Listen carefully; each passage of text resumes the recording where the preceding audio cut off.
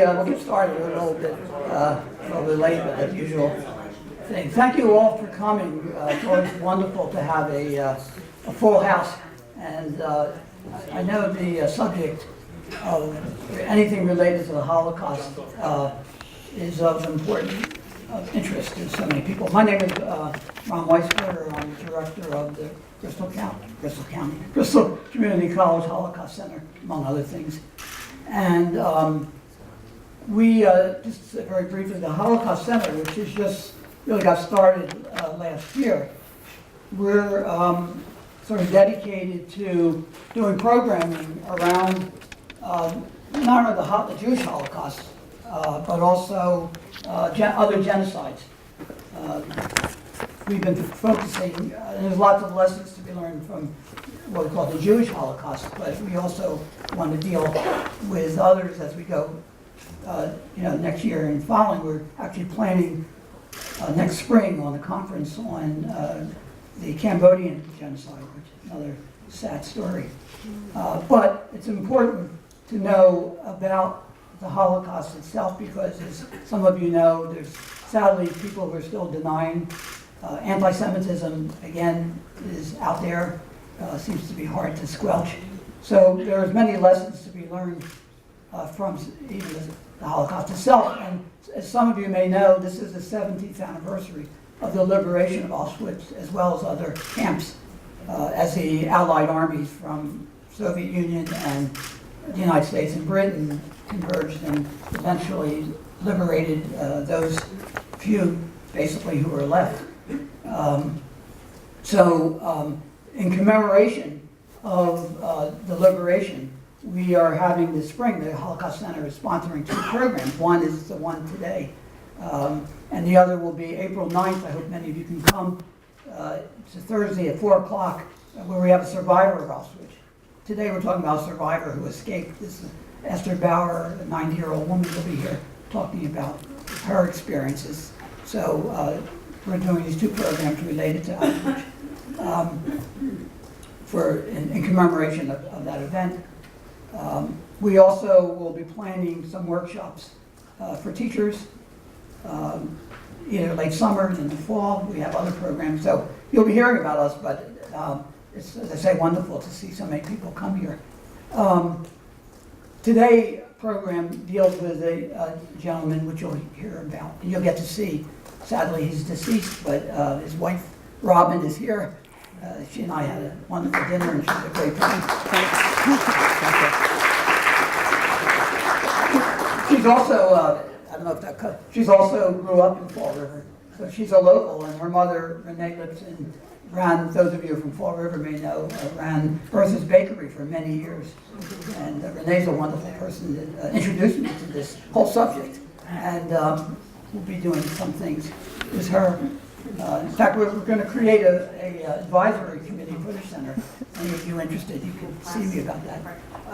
So anyway, without any further ado, I want to introduce Robyn Vrba'ss, who was married over 30 years, right, to Rudolf Vrba'ss.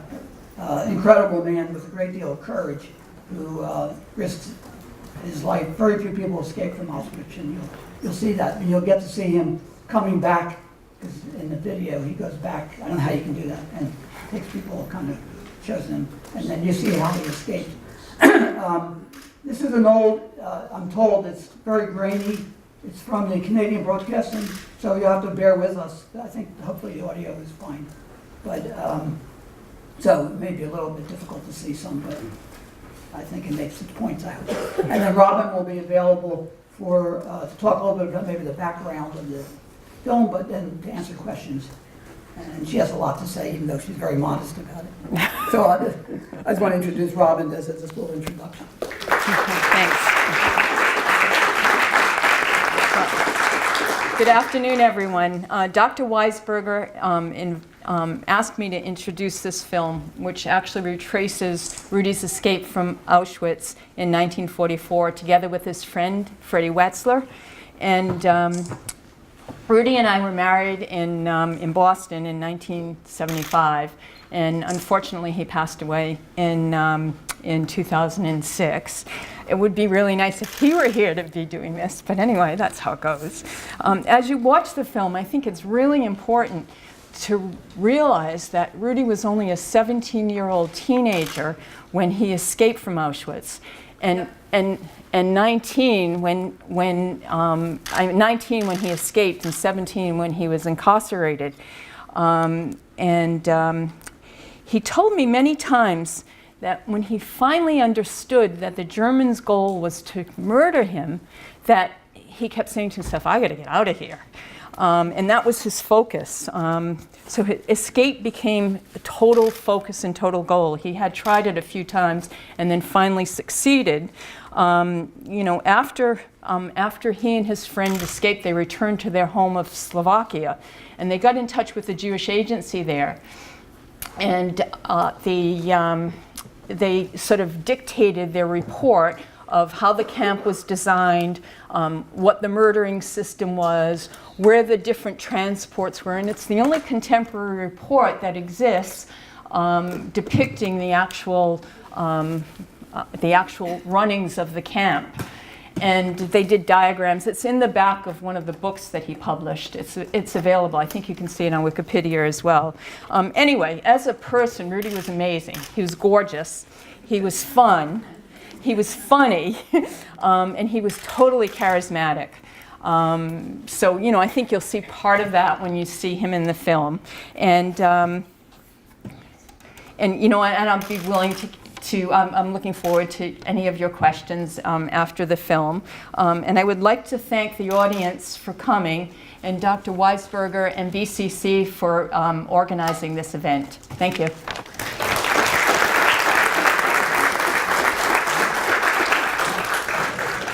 I also want to mention that Dr. Timber, Howard Timber, is out there somewhere. He and I co-teach a course on the Holocaust, and many of our students are here.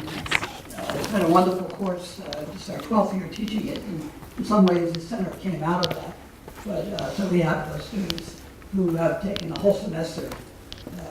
Not always an easy course, but a great course. So another students are out there somewhere. All right, we're going to. Not easy thing to watch, but Robyn is available to maybe give just a little background on it, because you were with him, right? When this was done, but and then mainly to answer questions and answers. I want to say before I forget that the Holocaust Center, as I said, just started, is funded in part by the Jewish Federation of New Bedford, which has been very generous helping us, and individual contributions from folks in the community and at the college. So we're continuing, and hopefully we'll be continuing our programming, but this is a great program. And Robyn, you want to come? Sure. So do you want me to say something about? Yeah. I mean, I can tell you, Rudy had a humongous sense of humor. I don't know if you picked that up in the documentary.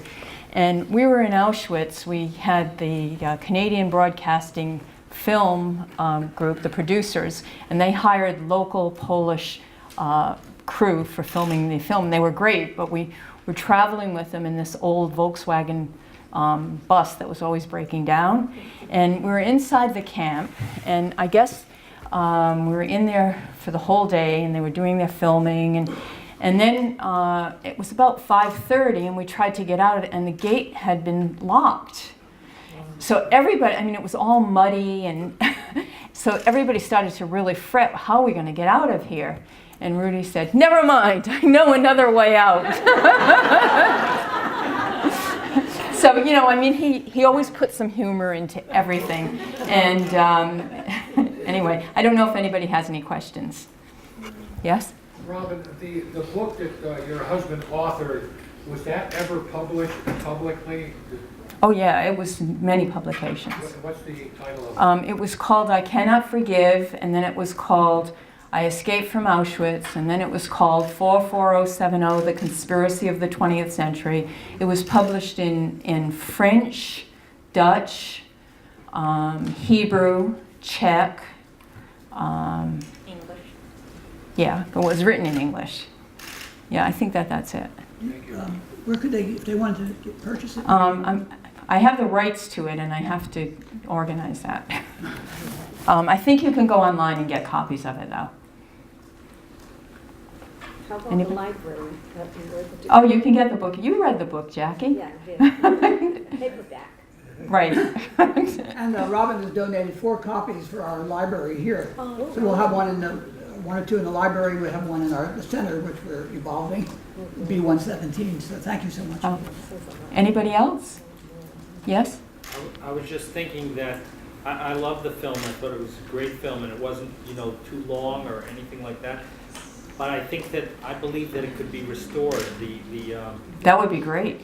I Yeah. think, I'm not an expert on it, but I believe they could restore that so there would be, clear again. Uh-huh. Yeah. Thanks. Yes? What did your husband do immediately after his escape? Say the next He moved, he was from Slovakia, which was, Czechoslovakia was one country, then it turned into 2 countries during the Second World War, and then it went back into one country. So when the war ended, he went to school. He had dropped out of high school, and so he quickly got his high school degree, and then he went to Prague, and he studied engineering and neurochemistry, and he had a couple of degrees, one in engineering and one PhD in neurochemistry. And then he started to publish papers. He was publishing in Nature from Czechoslovakia. Yes? Did he have any siblings, and what happened to his parents? Well, his father died when he was 6, but his mother was still alive, and she ended up, he saved her life, and he saved his half-sister's life, and his nephew and brother-in-law. He told them what was happening, and they got false papers, and they were able to survive. But his mother, at the end of the war,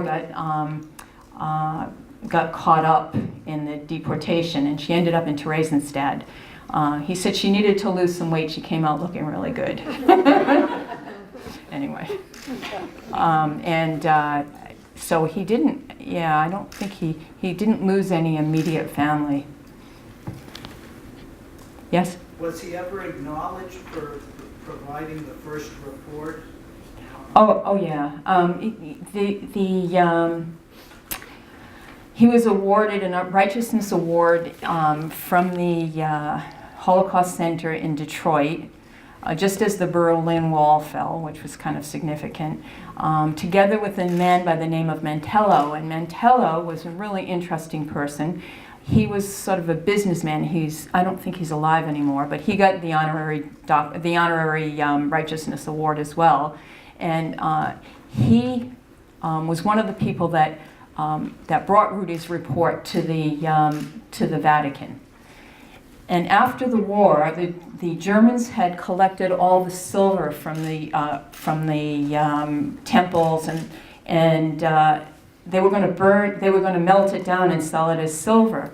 And I guess he found that out, and he saved all of it, and he made a lot of connections in the Jewish community all over the world. So a lot of those things that you see in some of the temples and synagogues are actually from him saving them from the meltdown. Anybody else? How did you meet? Oh, we were in a party in Boston. Came in the room and I said, "Oh my God, that guy's adorable." Yes? How did he handle his bad moments of the memories? And were there? Well, he did, yeah. I mean, he did have nightmares. And I think he was different from a lot of the survivors. I was telling the man from the Herald News that earlier today. When he went into Auschwitz, first of all, he had no children. And he looked at it as a soldier. So he took the whole experience as if he was a soldier. And he looked at what those people were doing and he said, who the hell do they think they are? And he was so angry. And he channeled that anger into the escape, I'm sure of it. Because I've seen how he channeled anger against the neo-Nazis and how he fought them as well, verbally. So he had, and then when he escaped, he joined the partisans, and he was one of the fiercest fighters in the partisans. So that probably released a lot of the frustration that most survivors experience. That's my opinion, anyway. Yes? How long was he actually on the run for from the days he left the camp till he reached the What they're retracing the escape. There's retracing the escape in August this year to sort of commemorate the 70th anniversary of the liberation of Auschwitz. And I think they're planning for 10 days. I think it was something like that. I forgot. Yes? Robyn, I'm just curious for the audience here. Like yourself, I was able to go to Auschwitz, been to Dachau many times, at the Anne Frank house. I would sit in front of these places and just pray, for hours about man's inhumanity to man. I'm just curious from this audience here, how many people have had the opportunity to go to Europe to visit any of these places? Could you ask for a show of hands or anything for Auschwitz or Dachau or? Quite an experience. So Rudy was in the camp. He went on an expedition a student expedition from Czechoslovakia, and it was an educational expedition, and he didn't tell anybody who he was or what his history was. And he was telling us that he went to the camp in 1948. And so somebody said, well, how did you feel going back then? And he went like this. He went like this. Much better than the first time. Yes? I'm curious as to the reaction of the Vatican when they received this information. I'm not really a historian. There are historical articles that are published about who received the report and how it was transported. There's a professor by the name of John Conway, and I think if you Google him, you can probably find out some of that information. Anyone else? He wrote an introduction to, or part of the appendix. Yes.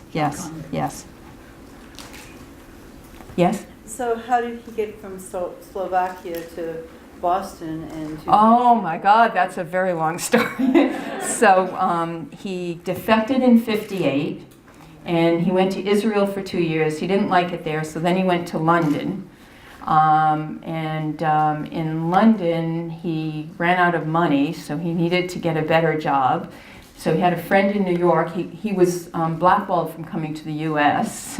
And so he was blackballed because of being in Israel. There was some kind of an agreement that, anyway, that's another story. So his friend in New York got him a connection in Vancouver, and that's how he ended up in Vancouver. And then he went on a sabbatical to Boston. That's where I met him.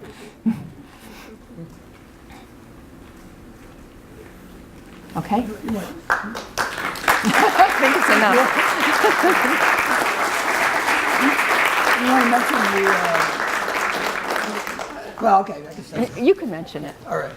Anyway, thank you all for coming. This is I think Robyn will be here. Anybody wants to talk to her on an individual basis. Oh, thanks for coming. It's a very complicated story. Thank you. Especially in relationship to, you heard at the end, no one asked that question. Oh, he was really funny. Oh, he was so funny. Leadership and all of that, and how that relates. So that's a whole other, and you can read about that. And we're actually going to have a gentleman named, what's his last name? It's Ronald Clark, who wrote a book called, which I really recommend, Emissary to the Doom. He's actually a But it's nice that we historian left a in few Providence. documentaries. And he wrote about the whole story about the Hungarian Jews,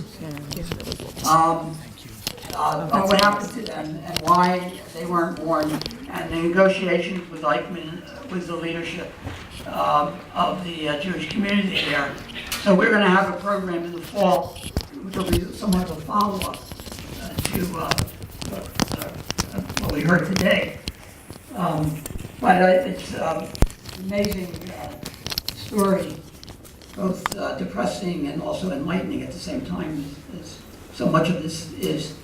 But that's kind of, I'm sorry to the Doomed, which you can get on Amazon if you're interested. I would hope that before we all leave here, we commit ourselves to being kind and gentle and loving to all of the persons who come within our sphere of influence. I think that's the fundamental message that we should leave with today. Then we can effect positive, loving change on the planet. Well, thank you. I think one of the lessons we hope to put down in the whole lesson is that never again, and sadly, as we know, there's been other genocides, but education, while not entirely the silver bullet, does make a difference. And so the more people know, the hope is that we'll avoid these types of things again. That's a good thing to leave on. Thank you again. Ron? There's information